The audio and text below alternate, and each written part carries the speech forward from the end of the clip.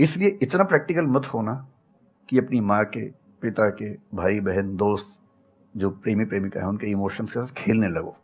इतना प्रैक्टिकल कभी मत होना। इतना इमोशनल मत होना कोई आपको बेवकूफ़ बना सके, बात बात पर बेवकूफ़ बनाता रहे। और बैलेंस, जिंदगी जो है ना वो मध्य मार्ग में है, जिंदगी एक्सट्रीम पे नहीं है, मध्य में है। तो प्रैक्टिकल और इमोशन का बैलेंस रखिए, लाइफ बढ़िया होगी। थोड़ा इश्क विश्क करते ही होंगे आप लोग इस उम्र पे, है ना?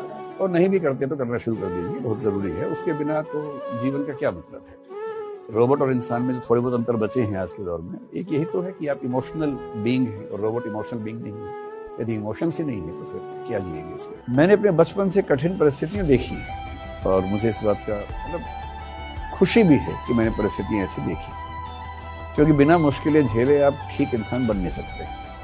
और अगर आपको सब कुछ ठीक ठीक मिल गया जिंदगी में तो आप खुद ठीक नहीं बन पाएंगे, ये भी सही बात है। मैं अपनी पूरी जिंदगी दांव पर लगा दूं सिर्फ इसलिए कि लोग अच्छा सोचे मेरे बारे में, तो इससे बढ़िया कि लोग चार गालियां दे लें और मैं अपनी जिंदगी ठीक करने की कोशिश करूं। जिंदगी एक रंगमंच है, बहुत अटैच्ड होकर हर चीज के साथ नहीं चलना चाहिए, थोड़ा सा डिटैचमेंट के साथ, उत्साह भी, मतलब चांद को जीतने का साहस भी, और सब कुछ खत्म हो जाए तो भी जी सकता हूं, ये भरोसा भी साथ लेके चलना। सैद्धांतिक बात क्यों करें? आत्ममुग्धता का एक लक्षण होता है व्यक्ति को ये लगने लगना कि उसके जैसा कोई नहीं, मैं इतनी सुंदर हूं, मैं क्या करूं क्या करूं। अब आप रिलेट कर पा रहे हैं? अगर आपके आसपास कोई ऐसे बोले मैं इतनी सुंदर हूं, मैं क्या करूं क्या करूं, तो उसको बोलना तुम्हें नार्सिसिस्टिक पर्सनैलिटी डिसऑर्डर है, एनपीडी है, इलाज करवा लो अपना। कोई उससे भी एग्रेसिव हो जाता है कभी कभी, उसको लगता है कि उसके बिना दुनिया चल ही नहीं सकती, मैं नहीं तो कौन बे।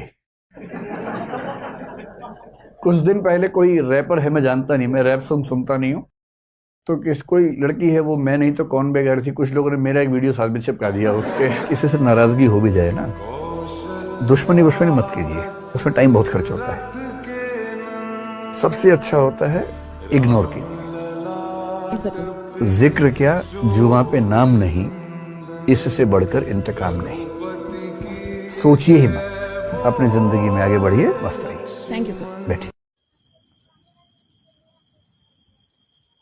कम से कम एक दो अच्छे दोस्त रखिए, इतने अच्छे दोस्त जिन पर आंख बंद करके भरोसा कर सकते हैं। उतना ही भरोसा आप भी निभाइए। दोस्ती एक तरफा नहीं होगी, दो तरफा होगी। आप उसके हर राज को राज रखेंगे तो वो आपके राज को राज रखेगा। इस तरह की दोस्ती होती है जहां अपने मन की हर बात आप कह सके, विरेचन कर सके, कैथारसिस कर सके, वमन कर सके। जो मन में ऊट पटांग बात आ रही है वहां जाके बोल दी और सामने वाला ठीक है यार, मेरे मन में भी आता है, नॉर्मल बात है, कोई खास नहीं। इसीलिए कुछ लोग कहते हैं कि जब आप बाहर नहीं जा सकते तो भीतर जाओ। और एक शायर ने कहा भी है, जिंदगी में उसने बड़ी बात कर ली खुद से जिसने मुलाकात कर ली। ये तो खुद से मुलाकात करने का समय है। बहुत प्रसिद्ध कथन है कि सबसे बड़े मूर्ख लोग जो है ना, वो दूसरे व्यक्तियों के बारे में बात करते हैं। थोड़ी बहुत मात्रा में तो हर व्यक्ति करता है, कभी कभी तारीफ के लिए भी करता है, कभी कभी आलोचना के लिए भी करता है, उतना तो ठीक है। यदि किसी व्यक्ति की रुचि हर समय दूसरे व्यक्तियों के बारे में ही बात करना है और वो भी नेगेटिव बात करना है, इसकी बुराई उसकी बुराई, तो इसका मतलब उससे हल्का चरित्र किसी और का नहीं हो सकता। तो सबसे छोटी बुद्धि के लोग व्यक्तियों के बारे में बात करते हैं, उससे बेहतर लोग घटनाओं के बारे में बात करते हैं, उनसे बेहतर लोग विचारों के बारे में बात करते हैं। विचार नया क्या है, विश्लेषण है, नई थॉट आई है, नया आइडिया आया है,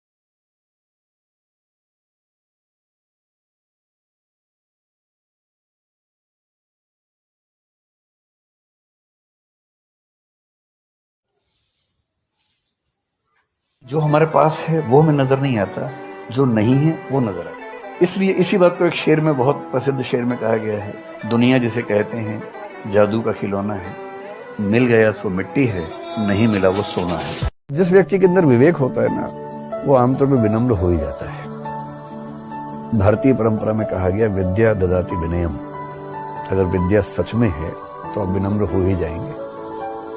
और पश्चिम में तो सुकरात ने कहा, सुकरात से लोगों ने कहा कि आप बहुत बड़े ज्ञानी हैं। सुकरात ने कहा कि बहुत कम लोग जानते हैं कि वो बहुत कम जानते हैं, तो मैं उनमें से एक हूं। और जानना यही है कि मैं नहीं जानता हूं, यही तो जानना है। ये ज्ञानी व्यक्ति का लक्षण है। और मूर्ख का लक्षण क्या है? I know everything. ये मूर्ख का पहला लक्षण है। इसलिए कॉन्फिडेंस मूर्खों में ज्यादा होता है। अगर कोई बहुत कॉन्फिडेंट दिखे तो आप अंदाजा लगा सकते हैं, और कॉन्फिडेंस किसी में ना दिखे पर बातें गहरी हो तो भी अंदाजा लगा सकते हैं। क्यों डरे, जिंदगी में क्या होगा, कुछ ना होगा तो तजुर्बा होगा। टीचिंग केवल मैथ्स या इंग्लिश पढ़ाना नहीं है, या मैं संविधान पढ़ाऊं जैसे संविधान पढ़ाना नहीं है। उस टीचिंग के साथ साथ उस व्यक्ति को जिज्ञासु और बेहतर इंसान बनाना भी है। सिकंदर को भी ऐसी गलतफहमी अपने बारे में हो गई थी कि मैं पूरी दुनिया को जीत लूंगा। क्या होगा, दुनिया को जीत लूंगा? बेवकूफी की बिना बात, कितनी टाइम एनर्जी वेस्ट कर दी, कितने लोगों को मरवा दिया बिना बात के। और उस पर एक गजल में क्या कहते हैं, याद रख सिकंदर के हौसले तो आली थे। आली मतलब बहुत ज्यादा बड़े थे। याद रख सिकंदर के हौसले तो आली थे, जब गया था दुनिया से दोनों हाथ खाली थे। अंत में वही होना है। ज्यादा नाटक करने की जरूरत नहीं है। इसलिए यदि किसी को ये लगने लगे कि मैं इतना महत्वपूर्ण हूं, इसी को गॉड कॉम्प्लेक्स कहते हैं, अपनिच भगवान है। जब ये भाव मन में आने लगे, अगर आपके आसपास किसी के अंदर भी ये भाव दिखने लगे आपको, तो अलार्म बजा लीजिए कि मामला ठीक नहीं चल रहा। जीवन में सफल होने का